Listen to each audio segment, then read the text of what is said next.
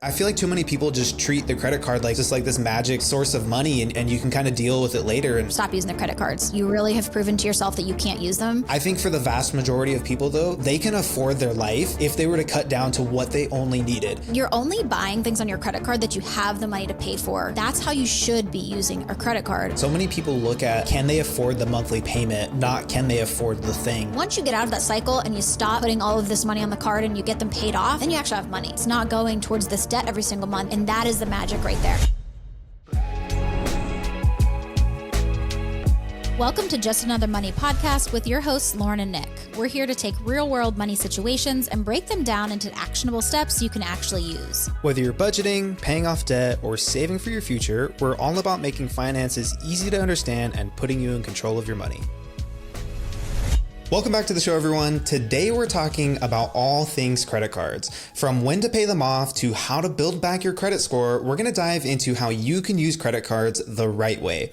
But before we get into that, Lauren, there's this statistic about credit card debt that I wanted to share, and I want to give you a chance to guess what the number is. So, how much credit card debt do you think U.S. consumers have in total? It has to be in the trillions, I would assume. I think I've heard something like that, but I'm not exactly sure how many trillions that is, but I definitely know there's a T in the trillions there. What is it? Yeah. So according to CNBC, in 2024, the U.S. hit a record high of just over $1 trillion in credit card debt, which is also an 8% increase from the previous year.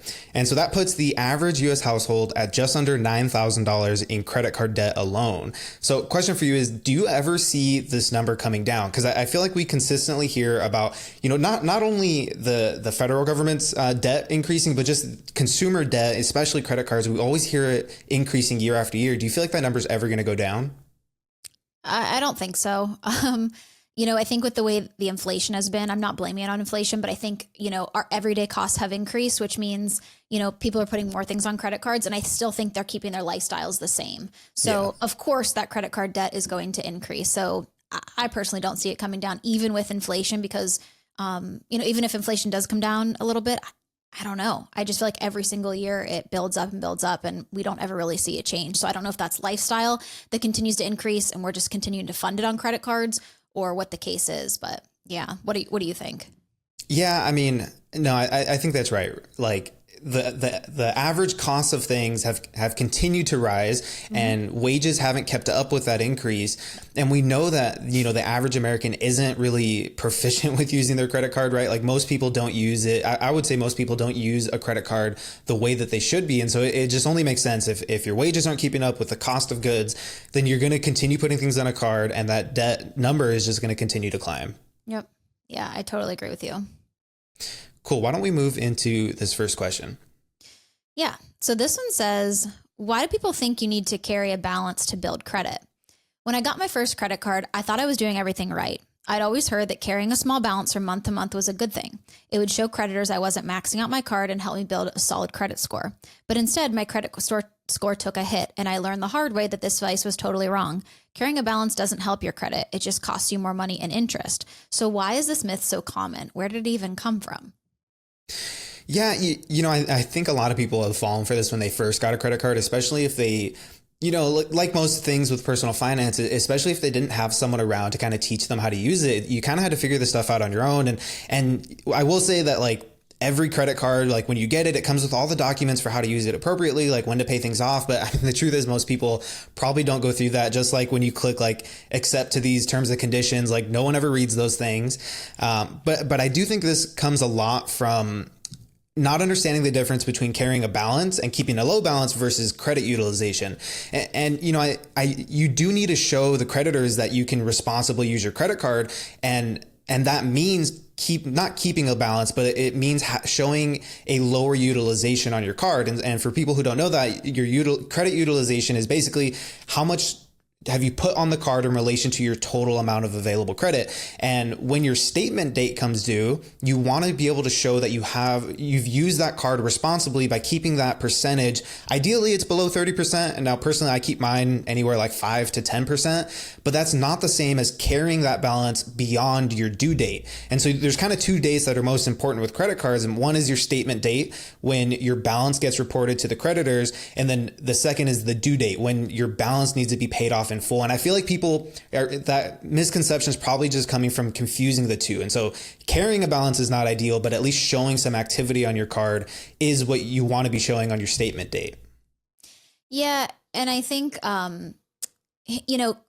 credit essentially is how well you're managing your debt. So it might also get confused with, having that little bit of debt that you are paying off, that you are paying on, even if you're keeping a small balance, like maybe that's where it also came in. I've heard this so many times, but no one can ever really say this is where I heard it. It's just like, oh, my uncle told me this, or my friend said this. It's never like a source that we can verify. So I also think that plays into it as well. But like you said, credit utilization is one of the biggest factors when it comes to building your credit score. So for me, I just pay my card off every month, and that just continues to build my score because it's showing that I'm a good borrower and that I can pay this off every month and I'm not maxing out my credit cards. So. Yeah. And I feel like to add to the confusion too, like credit mix is another thing that contributes to your score, which is essentially like how many different forms of credit, or in this sense, debt, do you have out there? And so like if you have a mortgage and a car loan and you're using your credit cards responsibly, like you have a good credit mix and it's going to increase your score. But then if you pay off that car and you pay off the mortgage, like your score might take a hit because your credit mix has been reduced down to just the credit cards, So it's kind of confusing because you'd almost want to think that like more forms of debt, while they do increase your score, it's not necessarily good, especially with the credit cards, if you're keeping a balance and you're not paying that off before the due date, that's actually going to harm your credit score. Yeah, for sure. Cool. Why don't we move into this next one? So this person asks, can anyone tell me the proper way of using a credit card? In the past, I've used a credit card for big purchases and would pay them down over time. But the problem is the bills stack up and I either forget I had them or I don't focus on it as much as I should. Do people use credit cards for daily purchases, then pay them off each paycheck? Do you put all of your subscriptions on them and then handle it? What is the best method for handling credit cards in the day-to-day? I love this question too, because it's also like, where did this come from? Where have we been led astray on credit card use? People putting their emergencies on there, people putting this big purchase that they're going to pay off later on there. I'm not sure where all this information is coming from, but I've also heard these things as well. I think where people go wrong, they think that credit cards are just this magic amount of money that we can just spend. And then, someday in the future, we'll get enough money to pay it off. That never comes, right? The same bills are still coming in. You're still putting more things on your credit card. And then by the time you realize that you have, maybe $10,000 on your credit card and it's continuing to spiral upward because of the interest on it, right? So we need to start thinking about our credit card like a debit card. And that's something I learned early on in my life. My mom, she didn't make a lot of money, but we only spent the money that we had. We never used credit cards. We never had maxed out credit cards, things like that. But you're only buying things on your credit card that you have the money to pay for in your bank account, or when you're getting paid at your next pay date. I personally use my credit card for almost everything in my life. There's a few things that you have to have your automatic debit card set up with, and then I just pay it off each month. That's how you should be using a credit card, especially if you want to build credit as well. What are your thoughts? Yeah, I can't tell you how many times I've heard people say that like, this is my card for emergencies. Yep. And like putting emergencies on a credit card is just, it's one of those things that's going to put you in the cycle of, I had to put this huge expense on a card and I'm going to pay it off in the future. And then like you said, when the future comes, you're focusing on the bills you have at that moment. And you almost never catch up to be able to pay off the expenses from the past. And like you said, like the best way to use a credit card is to treat it like a debit card. And that means only putting expenses on that card that you can actually afford to pay. Like if you don't have the money in your bank account, you don't have enough money to be putting this on a credit card because you're just gonna have to pay it in the future. And if you don't, you're gonna owe more than what you put on it.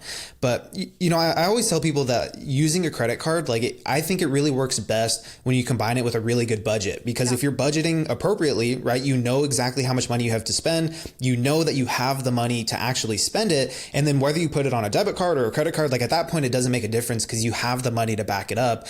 And then if you're keeping up to date with like tracking your expenses and all that, then you're never going going to go over what you should be spending, meaning that you won't have the money to pay it down. But yeah, I feel like too many people just treat the credit card like you said, it's just like this magic source of money, and you can kind of deal with it later. And I think the confusing part too is that like from the time that you put an expense on the card, you can have as much as 2 months to get that thing paid off, right? Because at the end of the first month, you have your statement date. And then a month later from that, you have the actual due date of what your balance is. And so you have a lot of time to not focus on paying that card off. And I think that's where people kind of fall behind because, life happens, you continue to put expenses on it. And while you're focusing on the now, it's hard to focus your extra money towards paying off things of the past.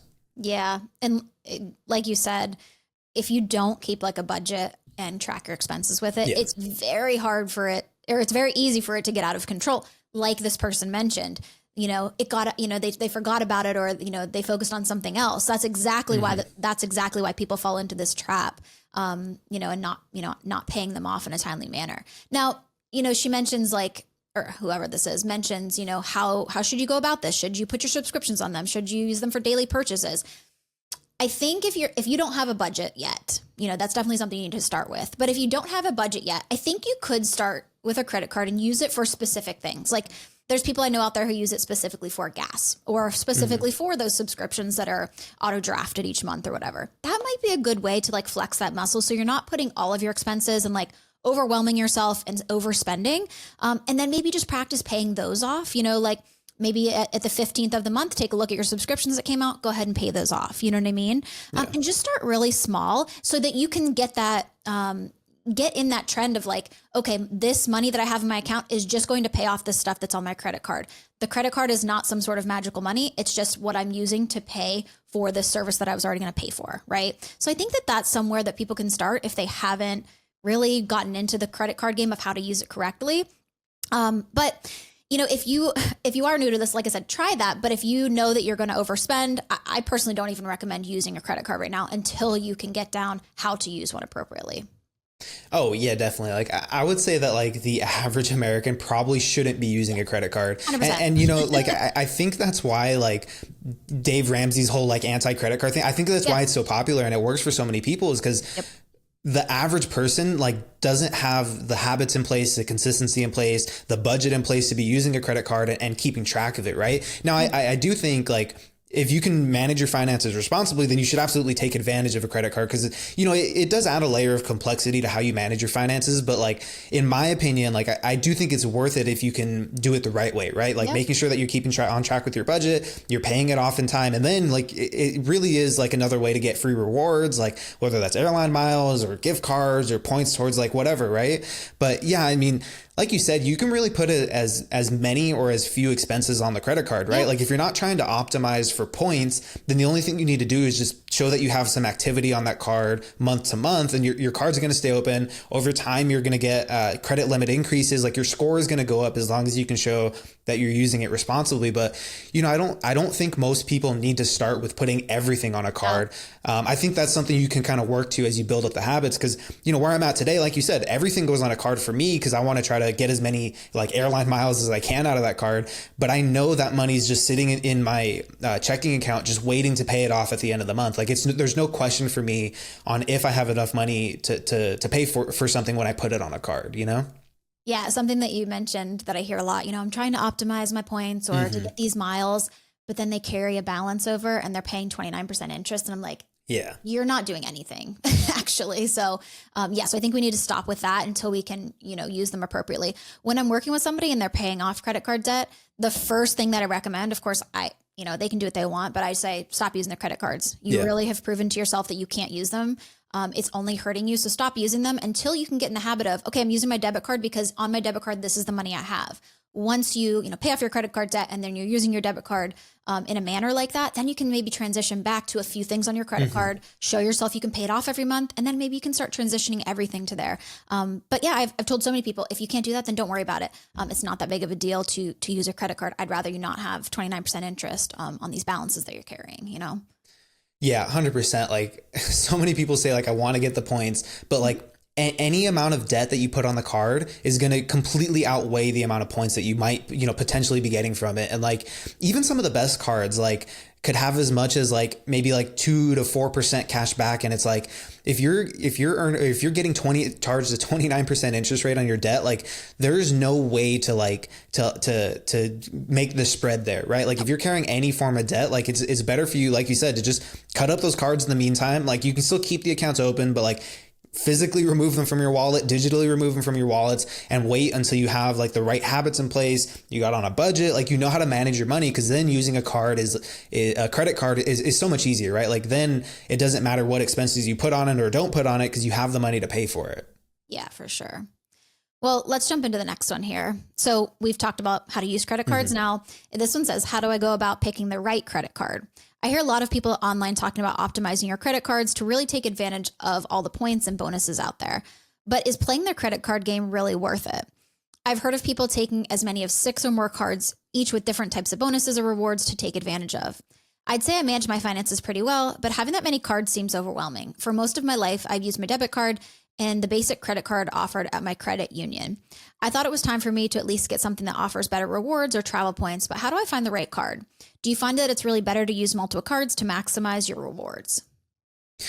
Yeah, I feel like when it comes to personal finance, like you can really make it as simple or as complex as you want it to be.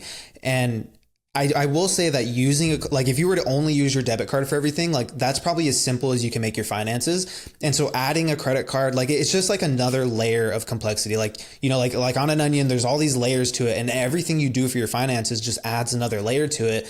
But like this person said, like if you can say that you manage your finances pretty well, then I think having like 1 or 2 good credit cards that you put your expenses on, I do think it's worth the added complexity because of all the rewards that you can reap, right? And if you're good with your credit card, you manage it appropriately, like the rewards can be great. Like I know for my wife and I, like we use it's a Southwest credit card through Chase, and so we've racked up a ton of points on it just from putting our regular expenses on it month to month. And like now we've racked up so many points that anytime this year, if we want to fly, we can use those points to fly for free, or because we moved out of state, we can have family fly to us and we can pay for that. Like I think if you want to use a credit card, personally, like I find it worth it to have like 1 or 2. But what this person said about playing the credit card game, I agree. Like I've seen people who have like a handful of credit cards, and each of them with very specific like uses, because the points may be better for dining out or for groceries or subscriptions. And to me, like it's too much complexity in my finances. I'd rather spend like the mental energy worrying about how can I optimize my budget or invest more or whatever it is, right? Like to me, having that many cards isn't worth it. But if you're good at keeping track of all that, like it's probably not as hard as I'm making it out to be, but you do have to be really on top of your finances. Yeah. Nick, the minimalist in me, like I love these questions, but I am not going to have more than like 1 to 2 credit cards. Yeah. Personally, my debit card, my high yield savings account, and my credit card is all with the same company, because I'm like, I really love simplicity in my finances. I don't need to balance out 5, 6 cards and trying to pay them off and all this stuff. Now, I will say, I think if you are heavy into traveling and love to go to travel multiple times per year, then there's definitely a card out there that can probably benefit you, especially like, like an airline miles card, something like that.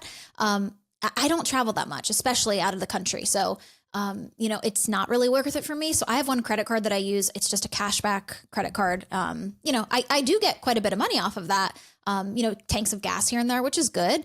But for me, it's more about keeping my money simple and what's going to make my day-to-day easier. I love that I can log into one account and see all of my, my savings, my debit card, my credit card, all in one platform. I don't have to log into different things. But again, that's just the minimalist in me. But you can do what you want. Like I said, it might be worth it for people to do that. My husband actually said, I do want to get something that we can potentially get more airline miles with. So we might be looking into something like that, but I haven't done the research on it yet, as far as that goes. Yeah, what you said about keeping it simple, like really the only reason I have two credit cards is because when my wife and I decided to combine finances after we got married, we looked for the credit card that we wanted and then just picked that bank. And so for us, we know that we like to travel a little bit more within the US. So Southwest is a great airline for us. And so we chose Chase because it offers the Southwest credit card, but mainly because like you said, I like to keep things simple. I like being able to log in and seeing all of my finances in one spot. And so the other credit card that I had, I still have it, but I really almost gets no use out of it. Yeah. And that way I don't have to worry about logging into a different account, like keeping track of that one. But to answer this person's question about, how to go about picking the right card, there's really a few different types of cards that you can look at. And I think picking the right one comes down to, again, assuming you can manage everything appropriately, it really comes down to what types of rewards or benefits or bonuses you're going to find the most value out of. And so, Lauren, like you said, there's a lot of cards that are just great for they're like good as like a catch-all type of card, meaning that like any expense you put on it, you're going to get like a small percentage of cash back. And I've seen some like decent cards are like 2%, even as high as 4%. And over the course of a year, putting thousands of dollars on this card just from your everyday expenses, paying it off, like you can accumulate a couple $100s a year easily of cashback rewards, which it might not seem like anything, but if you wait at the end of the year, you may have like $400 extra, which you can spend on a really great night out or whatever it is, right? Like it's just an added bonus. But there's other cards that are really good for like specific spending categories. And so that's why you can kind of see people playing that credit card game, because some may be very good for specific types of purchases like gas or dining out or groceries. And so having a few cards could really optimize. By using a specific card for that purchase, you can really optimize the amount of points you're getting. And then my personal favorite is like cards that are geared towards travel bonuses. And so like I said, the Southwest card, I really like it. You can get something called the Companion Pass if you spend enough on that card, which for me and my wife, if I fly anywhere, she can fly with me for free. Like you just have to pay I think it's like a $10 or $20 fee to book her flight, and that's it, right? We don't have to pay the $500 to get her a whole ticket. So really just looking at what are the bonuses out there? What are the rewards out there? And which one is going to be the most valuable for you? Like, I know there's some that you can cash in those bonus points for gift cards, right? And like, maybe you do a lot of shopping at Target or on Amazon or whatever. Like there's so many different options out there. And I think you just got to find out what you're going to enjoy the most out of it. Yeah. And they ask like, is playing the credit card game really worth it? Maybe it is for you, but maybe it isn't for somebody else. For me, it's not worth it. I'm not doing it. But I do know there's people out there who really value it and get a lot out of it. So I think it's your individual situation. And do you travel? Do you do all these things that you need to take, those benefits? So. All right. Taking a quick break from today's episode, Lauren and I have some exciting news we'd like to share with you. If you're feeling stuck with your finances and don't know where to start, we have you covered with our one-on-one financial coaching. These are no strings attached coaching sessions that you can sign up for today. No ongoing commitment. You simply book a session whenever you need one. Each call is 90 minutes, and by the end of it, you'll have a clear budget to work with and a solid plan to start paying off your debt. Plus, we'll make sure you walk away with some awesome tools to keep you on track, including our budget dashboard and expense tracker, as well as our debt payoff optimizer. And the best part, you'll get to work with both of us on the call. Together, we'll help you develop the best possible strategy forward, answer your questions, and make sure you feel confident about managing your money. So if you're ready to get a handle on your budget and kickstart your financial journey forward, check out the link in the show notes to book your first session. We can't wait to get started with you. Now, back to the episode. So why don't we move on to the next one? So this person wrote, what are the best ways to build your credit? I'm so excited because I finally paid off all of my credit cards. I have a few questions though. What is the best practice when making payments on my cards moving forward? I plan to only use my cards to pay for bills, food, shopping, and other necessities. Do I pay 2 times a month in full? Because I want to eventually increase my score somewhere above 800. My FICO score currently ranges from good to exceptional. The only debts I have left are $8,000 in student loans and a personal loan just under $1,000. Any advice is welcome. Yeah. So, I mean, this person says that their credit score, their FICO score is already good to exceptional. So, that's already a good target for you. If you're looking to keep building your credit score up and increasing it, they're probably just going to have to be a little patient, because your credit score is not going to, just because your credit cards are now paid off, it's not just going to automatically jump up the next month. You're going to have to prove to the credit bureaus that you are worthy of that higher score, right? I always say that building credit is a marathon. It's not a sprint. You're not going to see large jumps in your credit quickly just because you got those paid off now. So we've talked about this before, but your credit score is pretty simply like how well you're managing your debt. So you've paid off your credit cards at this point, your credit utilization is coming down. So really what you need to do is just continuing to make those payments on time. You said that you have, a student loan left and a personal loan just under 1,000. So about 9,000 in total. Continue to make monthly payments on that, pay them on time. And with those credit cards paid off, you're going to see things start to tick up. Now, she mentions, should you, and we might disagree on this, Nick, but should you pay your card 2 times a month, do all these things?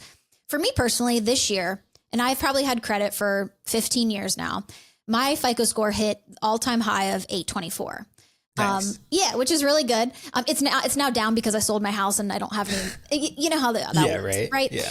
But anyway, so it was at 824, and how I have paid off my credit card since I started paying off credit cards.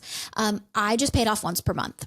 At the end of the month, whenever I'm ready to pay it off, whenever I'm finishing up my budget, I pay it off and there it is. You know what I mean? Like it's not something that I worry about all the time. It's just, I'm just going to do it at the end of the month, make it easy for myself. Again, I like easy finances. So I think that there's something to say with that. Now, can you maximize it and pay it off on your statement date and pay it off on your payment date? Sure, you can. And it probably will help you a little bit, but is it going to be worth it between 8 and 824? Like, is anything going to really change in the grand scheme of things in there? And I think that's what we need to keep in mind. Simple, or do we want to keep going for these little points here and there? I don't know. What are your thoughts on it? Yeah, I mean, I pay mine twice a month, and the only thought behind that is depending on what your credit limit is, right? Like if you have a $5,000 credit limit and your monthly expenses are going to be like $4,000, right? Yeah. Like if by the statement date you still have $4,000 on it, it's going to show an 80% utilization, which I would say that's pretty high, right? Like most of the time, if you read online, like it's going to tell you keeping it below 30%, and lower, in my opinion, is better as long as you're showing something, right? If you're showing no activity, even if you've used the card but you pay it off in full before the statement date, that's going to get reflected as no activity on the monthly basically report that they send to the credit bureaus, and that's probably going to not contribute to increasing your score. But for me personally, like I every time I've gotten a new card, I call, I say, hey, can you move the statement date towards the end of the month? Mm-hmm. And then mine's usually falls somewhere between like the 25th or the 27th of the month. And then I just pay it down to a couple $100 left on the balance right before that date. And then at the end of the month, if there's still any balance left on it, I'll just pay it off in full. Because I always like to start a new month with a fresh budget, making sure I have all my funds available, and then with a $0 balance on my card. Like to me, that part is more important than paying down the balance to get a proper utilization. But I do think that's an extra step you can take. That's again, it's not going to be like a huge increase, but it is going to just be those little things that you can continue doing to help increase your score. But I think a few other things that you can do to help increase your score, especially if you had credit card debt, maybe you're in the low 600s, like a few things that you can do is, of course, like never carry a balance month to month. Make sure that you're paying your credit cards off before their due dates. That way you have a really good payment history.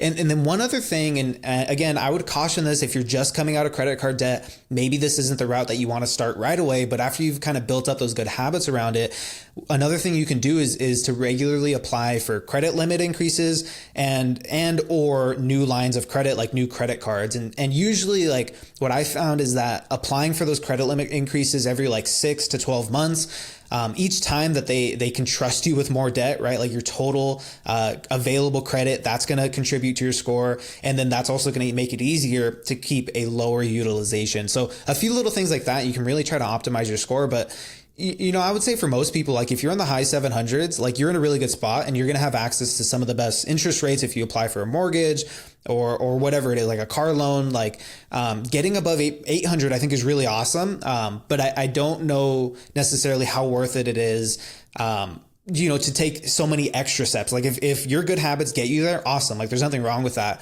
But at the end of the day, like having a good credit, the main reason for that is so you can get a lower interest rate on if you apply for a mortgage or a car loan. And so I think if you're in the high 700s, like you're in a good spot, just keep doing what you're doing. Yeah. Really, this is a waiting game. You've paid off those credit cards. So now you just have to keep paying everything else on time, and you're slowly going to start to see that tick up. So I think, like I said, this person just needs to wait a little bit because, as we continue to get older and, like I said, I've had credit for 15 years now. That's like the third biggest thing that credit takes into consideration. How long have you had credit, right? The first two things are, what is it? Amounts owed. And then the second one is, what's the second one? Oh, obviously you're paying on time. That's the biggest thing. So continue to do that. And this person's going to see a really good credit score, but it takes time.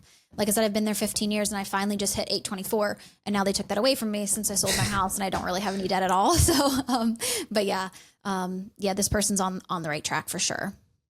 Yeah, that's the crazy part, right? Like if you manage your mortgage well, your score goes up, but then if you pay it off, you'd think that would contribute to your score, but it actually harms it because now you've lowered the amount of forms of debt that you have. But no, I know you mentioned it a little bit, but just so there's like a clear breakdown on how your credit score is determined, and you can find all this information online. All the credit bureaus show this information, but it's basically broken down into a few categories. So 35% of your credit score, which is the largest category, is determined by your payment history. So how well do you pay your bills over time? Have you ever had late payments on your credit cards or on your mortgage or whatever? And then 30% is amounts owed. And so this is how much debt do you carry in total? And, I would say that credit utilization matters a little bit more than the amount of debt, because that can be impacted by if you have a really high mortgage or you have an outstanding car loan. And that, even though that's a higher amount, isn't necessarily going to harm your score. But higher amounts on a credit card, right? That is going to harm your score. And then 15% of that credit score is determined by your length of credit history. So they look at your oldest account and use that to contribute to your score. And so that's why, a lot of times you might hear people say that, never close out a credit card, especially if maybe this was the first credit card you ever had. You don't really use it anymore. It didn't have that great rewards on it. I would say probably don't close it out. Maybe just put one expense on it every couple months just to keep it active. But if you were to remove your oldest account, that's actually going to hurt your score, because you want to have a long credit history, a good credit history, and that's what's going to keep your score up. And then the last two categories are 10% for new credit. So again, applying for those credit limit increases or new forms of credit. And then the last is credit mix. And so how many different, that's 10% to credit mix. How many different forms of credit do you have available to you? That was a good overview, Nick. Thanks. Yeah, let's jump into the next one here. So this one says, what order should I pay off my credit card debt? I owe about $20,000 across 3 different cards. There's plenty of excuses I could make for how I ended up here, but the truth is a lot of this debt was from overspending when I knew I couldn't afford it. I've made a lot of progress towards fixing the behavior that got me here, and now I'm looking for the best path forward. Here are my debts. $4,000 on a Capital One credit card at 24% interest. $9,000 on a Chase card at 28% interest, and $7,000 on a Discover card at 0% interest for the next 9 months. How should I approach paying off my debt? A lot of what I read suggested either the snowball or avalanche method, but how do I know which is better? I'm curious how you went about paying off your credit card debt and what you would suggest. Yeah, that's a great question. And I wouldn't necessarily say that but this person mentioned the snowball and the avalanche methods. I wouldn't necessarily say that one method is better than the other, right? Like they each have their pros and cons. And I think the right method for any person in particular is going to matter who the person is, and just for those of you who don't know, the snowball method is paying off your debts in order of smallest to largest balance. Well, the avalanche method is kind of the reverse of that. You're paying off your debts in order of highest to lowest interest rate. So one of them is going to prioritize getting your first win in earlier, right? Getting a credit card or whatever form of debt it is paid off sooner. The other is going to prioritize paying the least amount in interest. And, in terms of determining what's right for you, I would say, you got to look at where you're at. If this is the first time you're going about paying off your debt, right? Maybe you're young or maybe you just never had debt before. I might say that using the snowball method might be better, right? Maybe you need that added motivation of getting a win in sooner. But if maybe this is just something that happened and maybe you had to put an emergency on a credit card or something, right? This is kind of a one-time occurrence. It's not built up over years of poor spending habits. Then maybe the avalanche method would be better, right? You're saving as much time as possible and as much money on interest as possible. But what do you think, Lauren? Yeah, for this person, now the thing is, I wish we would know a little bit more information, how much they make, how much can they actually throw at these cards. I don't know what that is because they're saying this debt comes from overspending when they couldn't afford it. I don't know if now they have a better career and they're going to be able to chuck away at this. But for me, I'm probably going to do the avalanche method just because these are credit cards. I typically like avalanche when it comes to high interest debt. So I'm probably going to just focus on that Chase card, the $9,000 one at 28% interest rate, and start hammering that one. And kind of using that Discover card, that 0% interest, as like a blessing for right now. Probably paying the minimum that on for the next 9 months, so that I can hammer away at those other ones with the higher interest rates. Is that what you think, or what are your thoughts there? Yeah, no, like you said, the 0% interest, like I think that's huge. And I would say, as a word of caution, if you have a 0% interest rate, it's usually like an introductory period. Yeah. You're not going to have that 0% forever. So just be aware of how much time you have left on it. So this person has 9 months. So for the next 9 months, I would probably focus on paying off. I went kind of back and forth. Like, would I go for the Chase card or the Capital One? Because, obviously the Chase card's at a higher interest rate. But one thing I always tell people, if the interest rates are relatively similar, then, I would probably focus on the one with the lower balance. And so maybe for me, I would focus on the Capital One, get that one wiped out as soon as possible. And the thought behind that is then you free up a minimum payment. You have a little bit more extra money on a monthly basis to pay off the higher interest one. Now, a 4% interest rate difference, like, I would say if you have a loan at 1% versus 5%, like that's a pretty big difference. But in my opinion, when you get to like 24 versus 28, like they're all high interest rates, and all of them are hurting you on a monthly basis. And so I would probably just do the Capital One, the lower balance, because those rates are so similar. Yeah. And something you mentioned about that 0% on the Discover, that was probably some sort of card that they opened up to transfer, like a 0% transfer. There's usually, once that period, like the 15-month period of 0% is up, there could be some type of fee or something in there. So just make sure, like I said, I initially had said, go with the higher interest here, but pay attention to that Discover card. Again, if you have quite a bit of money to throw at these, just start with one of the higher interest ones, like you said.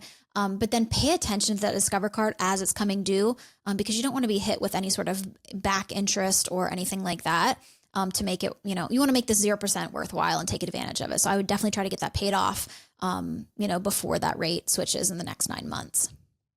No, that's a really good point. And I've had people who ask me, like, why are there cards that offer 0% for a certain period? Like, what's the appeal to the credit card company to do that? And it's exactly cases like this. Like, a lot of people use them as a balance transfer card. And so they'll pay off one credit card, put it all on this 0% with the hopes of paying it off in time before that interest kicks in. But if you don't, like you said, there could be fees. You could be charged back interest for all of those months. And that's the game that specific card is trying to play to get as much money out of you as they can. Maybe this person, like you said, we don't know what their income is, and that would be a big contributor to the plan that we would make for this person. But, maybe over the next 9 months, how much could I put towards it to get that paid off in 9 months while still attacking the other card? I don't know, but, depending on what their income is, how much extra cash they have on a monthly basis, that could be a good idea too, just to make sure they're not charged any unnecessary fees for keeping that balance around. Yeah, for sure. All right. Why don't we move on to our last question here? So this one says, how do I stop using credit cards, and when could I reintroduce them? I'm working through some credit card debt now, but keep finding myself going deeper and deeper into debt. How did you go about not using your cards? And when did you decide it was time to reintroduce them? Yeah, that's a great question. And kind of like we talked about earlier, like if you're working towards paying off some credit card debt, like I think both of us are in agreement that like the best thing you can do is to just cut the credit cards out of your life completely, at least for now, right? But I will say, like, I think a lot of people can be stuck in this hard place where the reason they're using credit cards, the reason they're putting their monthly expenses on is because their income doesn't cover all of their monthly expenses, and so they need the credit card, or at least need access to it, to be able to get through the month. And honestly, there's not really like a magic trick here of how to get past that. Like the best focus of your attention and your effort is going to be increasing your income, at least to a point where you can cover all of your expenses with your monthly take home pay. And once you get to that point, then, obviously you can literally afford to not use the credit cards anymore. But, assuming you're at a place where your income can cover your expenses, you just find yourself consistently putting those expenses on a credit card, and the debt keeps piling up. Honestly, what I would say is you got to just remove them from your life. Yeah. And that's more than just taking them out of your wallet. But a lot of things that people forget is like, it could be linked to your Starbucks app. It can be linked to your Amazon, or your subscriptions can be on those credit cards. Like, there is a bit of work that you have to do to like fully remove them from your life. And, I don't think that you should necessarily like close out those accounts. Although for some people that's what they're going to have to do, right? Like that would be an easier way to kind of cut yourself off from them. But if you can put like the right habits in place, I would say get those cards out of your life. You know, you can even cut them up. It's just as easy to order a new one, and make sure to remove them from all of your digital wallets. That's probably where I would start to stop using them. And then you're going to have to see that money coming out of your account. I think that's kind of one of the things that can contribute to not spending as much. Cause I think when we see our account balance go down, like that hurts a little bit more than just swiping a credit card, you know? Yeah. And I think, for people who are looking to like move away from this credit card, you know, cycle that you're in, I also think, you know, like we talked about it, not many people are actually budgeting and knowing what they're putting on their credit cards. So I think that's a really good place to start too. Like, you know, start with your income at the top and see, can you actually afford your life without their credit cards? You probably can. Are you going to be able to go out to eat as much or buy miscellaneous things here and there? No, probably not. But if you're only focusing on the essentials, you could probably make that shift a little bit easier for yourself. So I think that's a really good place to start too, to eventually switch out of this. Now, you know, when do you reintroduce a credit card? And I love this question because, you know, as we mentioned earlier, it's important to know how to use a credit card appropriately before you reintroduce them back into your life, or you're just going to start the cycle all over again. And I've seen people do that time and time again. And also, like you mentioned about the 0% transfer cards, credit card companies know that you're not going to pay that off because this is just what you do. You max out a credit card at 29% interest and then you move it over to 0%. And the same thing's going to continue to happen because now that other card is free, right? So, you know, to reintroduce them, whenever you're in a good cycle of paying all of your expenses with your debit card. So you've cut your credit cards out and now you're using your debit card and you're following your budget. And you're saying, okay, this month I have $200 to spend on eating out and it's the middle of the month and I've spent $100. Okay, I have $100 left to go. And then I know that this money is going to be on my bank card because this is the money coming out of my paycheck that's coming into my account. Once you have that down and you're good at just using the money that you have in your account, then you can just kind of swap out the cards and use your credit card for those things and then just pay it off. Because all you're doing is just pretending that credit card is your debit card to use it as, you know, your form of payment, that you're just going to take your money out of your bank account and then pay your credit card company. So that's a good place to do it. But only when that happens would I suggest reintroducing them. Yeah, no, that everything you said, like I completely agree with it. And, you know, I think when you start to reintroduce it, like just start small, you know, like I think you can just get into a really good habit of, can I put one category of expenses here? And I think the easiest one would be, can I just put my gas on here, right? Yep. Like every time I go and fill up my tank, I'll just use the credit card. And then like as an added step, like if you are really nervous about falling back into credit card debt, pay it off right away. Like you don't have to worry about optimizing your usage to get the best credit score. That's going to happen over time, but put the expense on it. And then when you get home, just pay it off from your bank account. And that I think is going to help you build up the habit of, or at least the understanding that when I put an expense on this card, it's real cash that I'm spending and I have to pull that from my bank account. So there's not like a double amount of cash that I have access to. Like it's only what's in my bank account. But you know, you said this earlier and I completely agree with it. And I think people could see this as like a controversial take and it's a hill I'm willing to die on a little bit. But like when most people say that like, they need a credit card to be able to afford life or things are just too expensive for them. Like, granted, there are people in really tough situations who've just lost their job or whatever, right? I think for the vast majority of people, though, they can afford their life if they were to cut down to what they only needed. Yeah. And now a lot of people might say like, that's a terrible way to live. Like we live in a first world country. We shouldn't be living like this. Should or shouldn't, you know, like we're not entitled to anything. And I think at the end of the day, most people could afford their lifestyle, their life at least, with the money that they're bringing in. And where they're going wrong, where they're feeling the pain of rising costs of maybe an income that's not so great or an income that hasn't kept pace with inflation, where they're feeling that pain is all the unnecessary spending, all the wants, all the dining out, the entertainment, the random DoorDashes or coffee trips, right? Like all those little expenses, like those are what add up to tens of thousands of dollars a year. And I think I said this in the last episode, but like the easiest way to waste $10,000 a year is to spend $27 a day. And if you just kind of think back, like when was the last time I went out for lunch or got a coffee or ordered DoorDash or went to Target and got some random thing, like $27 goes by so quick, especially at a place like Target or on Amazon where buying things are so quick, you know? I think most people could afford their life if they cut out what was, you know, kind of the BS spending. And then they wouldn't have to rely on going into debt just to live this life that they can't afford, to be honest, you know? Yeah. And I think, like you said, that's a good approach to it. But, you know, once you get your credit cards paid off, you've freed up so much money too. You know, Yeah. like you're 100%. done paying your payments every month. And I know so many people that try to pay like $1,000 a month toward their card with the money in their bank account, but then they don't have money to live. So then they're putting that money back on. Like they're paying off the card just to put more money on the card, if that makes sense. So once you get out of that cycle and you stop putting all of this money on the card and you get them paid off, then you actually have money. And that's what I figured out. Yeah, I had to take some sacrifices when I was paying off my debt. But after it was all paid off, I was like, oh, my money is mine now. Like it's not going towards this debt every single month. And that is the magic right there. But there is some sacrifice in there during the time when you're going to have to pay it off until it's paid off. And then you can actually use that money. So I think that's where people get, tripped up as well, as how do I get out of that cycle of, paying off my card with the money in my account only to put more money on the card because I need to live, Yeah. And, I think you said this in a previous episode, but so many people look at, can they afford the monthly payment, not can they afford the thing? And I think especially with things like Afterpay or buy now, pay later, like, the cost of something that you want, maybe like a new Mac or what, a new computer or a new, like a device or something, like the cost can be so high up front, but you see this attractive monthly payment. Like, hey, if I just make, a $99 payment for the next 12 months, I'll have just paid for it in full. Right.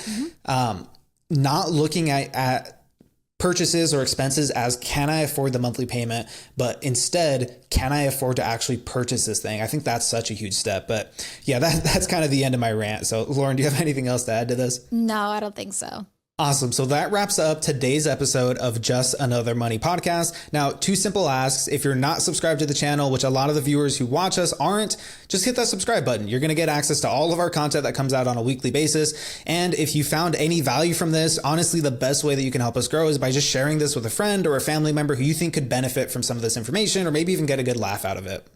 Yeah, and if you want to have your money question answered on the show, you can visit our website, justanothermoneypodcast.com, and click the submit a question button. And don't forget to join us for another episode of Just Another Money Podcast.